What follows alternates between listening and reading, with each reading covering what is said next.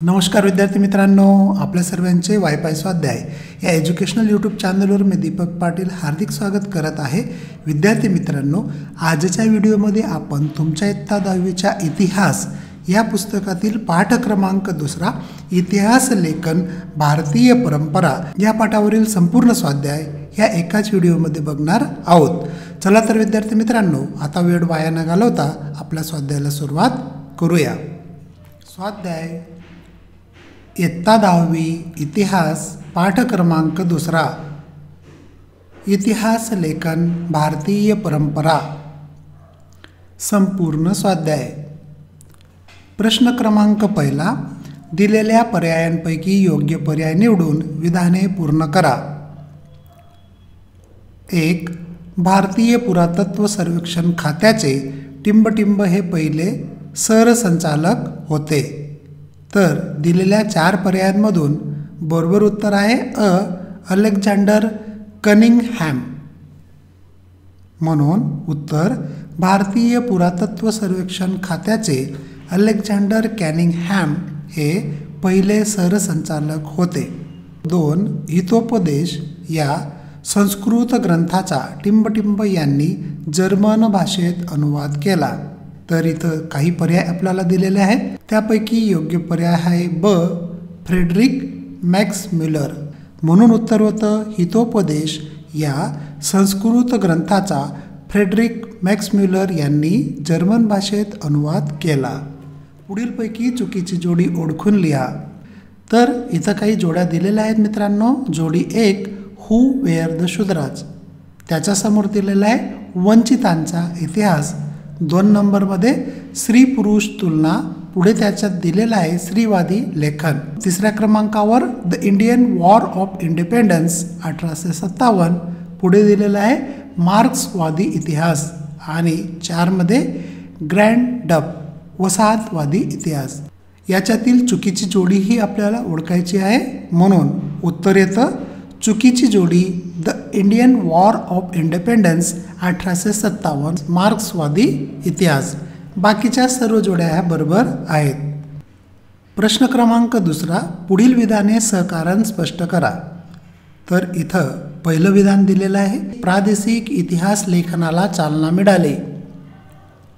उत्तर इंग्रजी शिक्षणाने भारतीयात निर्माण झालेल्या आत्मजाणीवेने राष्ट्रवादी इतिहास लेखनास प्रवृत्त केले।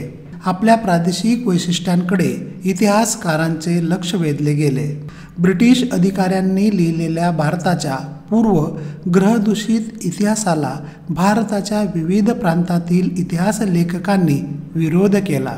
राष्ट्रवादी इतिहास लेखनाचा प्रभाव होताच त्यातूनच प्रादेशिक इतिहास लेखनाला चालना मिळाली। 2. बकर हा ऐतिहासिक साहित्यातील महत्त्वाचा प्रकार आहे। उत्तर ऐतिहासिक साहित्यात फारसी ग्रंथ, ताम्रशिलालेख, कागदपत्रे, नाणी, प्रवास वर्णने इत्यादी साधनांबरोबर ऐतिहासिक बकरींचाही समावेश होतो। थोर पुरुषांची चरित्रे आणि त्या काळातील नगरांची वर्णने असतात। बकरीत शूर युद्धाचे गुणगान असते। ऐतिहासिक घडामोडी आणि युद्धाची वर्णने असतात। तत्कालीन सामाजिक, धार्मिक आणि आर्थिक जीवनाचे चित्र रंगवलेले असते। ही वर्णने इतिहास लेखनाला उपयुक्त ठरतात, म्हणून बकर हा ऐतिहासिक साहित्यातील महत्त्वाचा प्रकार आहे। पुढील प्रश्न क्रमांक 3, पुढील प्रश्नांची सविस्तर उत्तरे लिहा। पहिला प्रश्न, मार्क्सवादी इतिहास लेखन म्हणजे काय?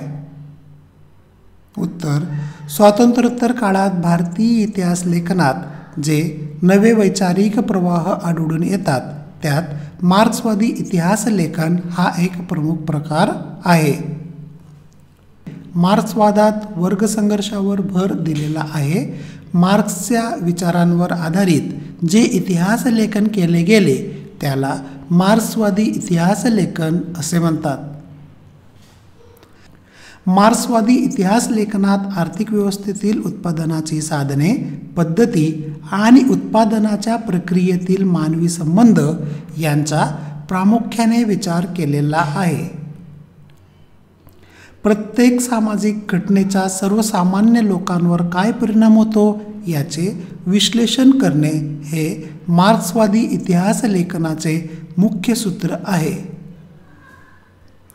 मार्क्सवादी इतिहासकारांनी जातीव्यवस्थेत होत गेलेल्या बदलांचा अभ्यास केला. भारतातही या पद्धतीचा अवलंब कोसंबी, डांगे, शरद पाटील इत्यादींनी आपल्या इतिहास लेखनात प्रभावीपणे केलेला दिसून येतो. पुढील प्रश्न, इतिहासाचार्य वी. का. राजवाडे यांचे इतिहास लेखनातील योगदान स्पष्ट करा. उत्तर, भाषाशास्त्र, उत्पत्तीशास्त्र आणि इतिहास लेखन यात मूलभूत संशोधन करणाऱ्या वी. का. राजवाडे यांचे इतिहास लेखनातील योगदान पुढील प्रमाणे सांगता येते. 1. राजवाडे यांनी मराठ्यांच्या इतिहासाची साधने असे शीर्षक असणारे 22 खंड संपादित केले. किती? 22. 2. इतिहास म्हणजे भूतकालीन समाजाचे सर्वांगीण समग्र जीवन दर्शन होय हा विचार मांडला. केवळ राजकीय घडामोडी, सत्तांतरासाठी केलेले गट कारस्थाने आणि युद्धे यांच्याच हकीकती म्हणजे इतिहास नव्हे असे त्यांचे मत होते. आपला इतिहास आपणच लिहिला पाहिजे हा विचार त्यांनी भारतीय इतिहासकारांना दिला. अस्सल कागदपत्रांच्या आधारे इतिहास लिहिला गेला पाहिजे याबाबत ते आग्रही होते. स्थळ, काळ व व्यक्ती यांनी बद्ध झालेल्या मानवी प्रसंगांचे वर्णन इतिहास लेखनात असायला हवे असे त्यांचे मत होते. इतिहासाचार्य राजवाडे यांनी केलेले ऐतिहासिक लेखन व मांडलेली मते हे इतिहास लेखनाला दिलेले मोठे योगदान आहे. पुढील प्रश्न क्रमांक 4 अ. पुढील तक्ता पूर्ण करा. विद्यार्थी मित्रांनो, तुम्हाला तुमच्या स्वाध्यायामध्ये अशा प्रकारे हा एक तक्ता दिलेला आहे. इथं इतिहासकार व त्यासमोर ग्रंथाची नावे ही दिलेली आहेत. काही ठिकाणी ब्लँक म्हणजे रिकामी जागा आहे, ती आपल्याला उत्तर स्वरूपात पूर्ण करायचे आहे. चला तर मग बघूयात उत्तर. इतिहासकार आणि ग्रंथांची नावे. तर इतिहासकार जेम्स मिल त्यांनी लिहिलेला ग्रंथ the history of British India. पुढे जेम्स ग्रँट डफ यांनी लिहिलेला ग्रंथ ए हिस्ट्री ऑफ द मराठाज. पुढे रिकाम्या जागेमध्ये माउंट स्टुअर्ट एल्फिस्टन यांनी लिहिलेला ग्रंथ द हिस्ट्री ऑफ इंडिया. आणि पुढे श्री अ. डांगे यांनी लिहिलेला ग्रंथ प्रिमिटिव्ह कम्युनिझम टू स्लेव्हरी. आणि रिकामी जागामध्ये डॉक्टर बाबासाहेब आंबेडकर यांनी लिहिलेला ग्रंथ हू वेअर द शूद्राज. अशा प्रकारे हा तक्ता आपण इथं पूर्ण केलेला आहे. पुढील प्रश्न बघूया. प्रश्न ब. पुढील संकल्पना चित्र पूर्ण करा. तर इथं आपल्याला एक संकल्पना चित्र दिलेलं आहे, ते आपल्याला व्यवस्थितरित्या पूर्ण करायचं आहे. तर त्या संकल्पना चित्राला अशा प्रकारे आपण इथं पूर्ण केलेलं आहे. व्हिडिओ पॉज करून व्यवस्थित उत्तरे हे लिहून घ्या. चला आता पुढचा प्रश्न बघूया. प्रश्न क्रमांक 5. पुढील संकल्पना स्पष्ट करा. काही संकल्पना दिल्या असतील, जशी की पहिली प्राच्यवादी इतिहास लेखन. तर याला स्पष्ट करूया. उत्तर, 18व्या शतकाच्या उत्तरार्धात युरोपातील अभ्यासकांमध्ये पूर्वेकडील संस्कृती आणि देश यांच्याबद्दल कुतूहल निर्माण झाले होते. या कुतूहलापोटी भारतीय संस्कृतीचा अभ्यास करणाऱ्या अभ्यासकांना प्राच्यवादी अभ्यासक असे म्हणतात. या प्राच्यवादी अभ्यासकांनी भारतीय संस्कृती, इतिहास, येथील विविध भाषा व धर्म यांचा अभ्यास करून इतिहास लेखन केले. या लेखनाला प्राच्यवादी इतिहास लेखन असे म्हणतात. या प्राच्यवादी अभ्यासकात छुपी साम्राज्यवादी वृत्ती दडलेली असल्याने त्यांनी पूर्वग्रह दूषित दृष्टिकोन ठेवूनच भारताच्या इतिहासाचे लेखन केले. प्राच्यवादी अभ्यासकांनी संस्कृत आणि युरोपीय भाषांमधील सामर्थ्याचा अभ्यास करून या भाषांची जननी प्राचीन इंडो युरोपियन भाषा होती अशी कल्पना मांडली. 2. राष्ट्रवादी इतिहास लेखन. उत्तर, 19व्या शतकात भारतात इंग्रजी शिक्षण पद्धती सुरू झाली. या पद्धतीत शिकून तयार झालेल्या इतिहासकारांना भारताच्या वैभवशाली प्राचीन इतिहासाविषयी जाण आली. आत्मजाणीव निर्माण झालेल्या या इतिहासकारांनी भारतविषयी जे इतिहास लेखन केले त्या लेखनास राष्ट्रवादी इतिहास लेखन असे म्हणतात. या राष्ट्रवादी इतिहास लेखकांनी प्राच्यवादी लेखकांच्या पूर्वग्रह दूषित इतिहास लेखनाला विरोध केला. भारताच्या इतिहासातील सुवर्णकाळ शोधून त्यावर त्यांनी लेखन केले. राष्ट्रवादी इतिहास लेखनामुळे ब्रिटिशांविरुद्धच्या स्वातंत्र्य लढ्यास प्रेरणा मिळाली, तसेच प्रादेशिक इतिहास लिहिण्यालाही चालना मिळाली. 3. वंचितांचा इतिहास. उत्तर: समाजाने ज्यांना सर्व अधिकारांपासून वंचित ठेवले, उपेक्षित ठेवले अशा समूहांच्या इतिहासाला वंचितांचा इतिहास असे म्हणतात.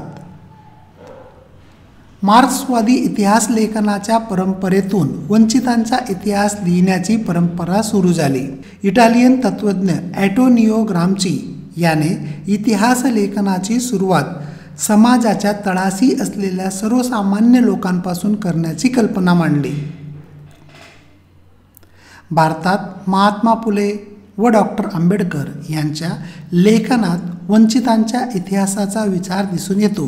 लोकपरंपरा हे वंचितांच्या इतिहास लेखनाचे एक महत्त्वाचे साधन मानले जाते. वंचितांच्या इतिहासातून सर्वसामान्य माणसाच्या जीवनाचे चित्रण केले गेले. अशा प्रकारे विद्यार्थी मित्रांनो, या व्हिडिओमध्ये आपण हा तुमचा स्वाध्याय इथं पूर्ण केलेला आहे. असेच नवनवीन स्वाध्याय व्हिडिओ बघण्यासाठी चॅनलला लगेच सबस्क्राईब करा आणि मला मदत म्हणून जास्तीत जास्त मित्रांबरोबर हा व्हिडिओ शेअर करा. व्हिडिओला लाईक करा. तुमच्या प्रतिक्रिया कॉमेंट्समध्ये द्या, म्हणजे मी जास्तीत जास्त चांगलं कार्य तुमच्यासाठी करू शकतो. चला तर भेटूया पुढच्या स्वाध्यायामध्ये. तोपर्यंत जय हिंद, जय महाराष्ट्र.